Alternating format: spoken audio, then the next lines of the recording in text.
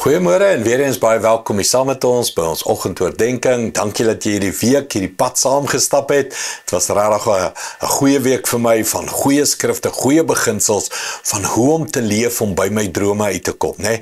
By die vervulling van my drome uit te kom. Kom ek gee vir jou nog 'n beginsel oor drome, God se drome vir jou en my lewe.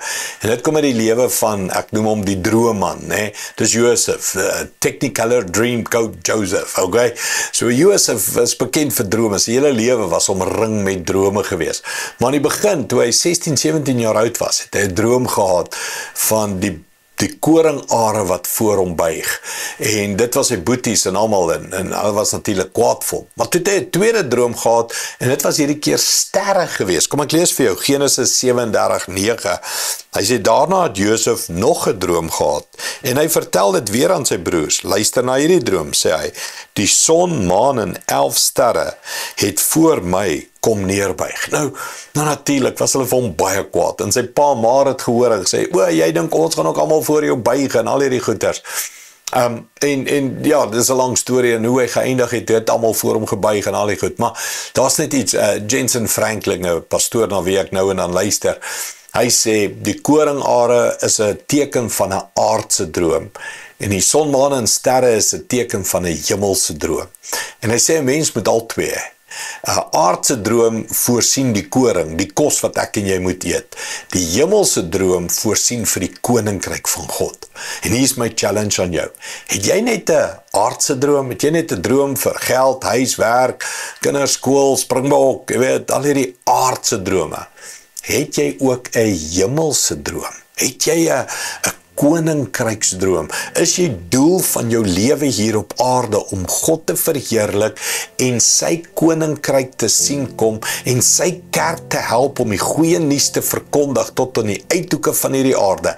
Het jy ook 'n hemelse droom? Mens, hierdie woorde moet jy nooit vergeet nie. As jy net 'n aardse droom het, hoe leeg is jou lewe? Jy moet 'n hemelse droom hê, jy moet 'n sterre droom hê, jy moet 'n God se koninkryksdroom hê.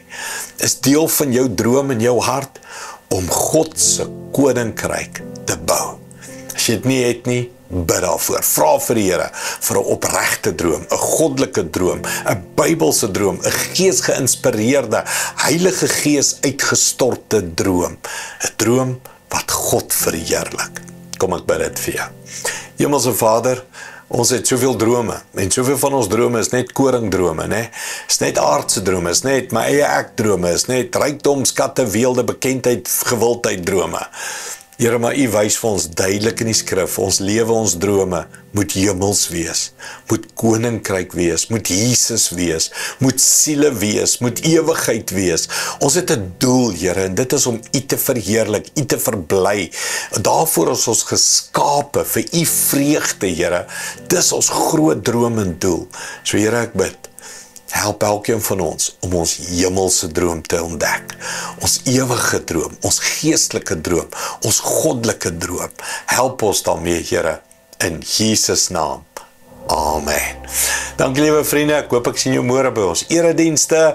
Ons kyk uit daarna, ons praat nog oor 'n gedroomde lewe, 'n lewe vol God se drome, hoe om dit te kry, hoe om dit te doen. Sien jou môre. Die Here seën jou.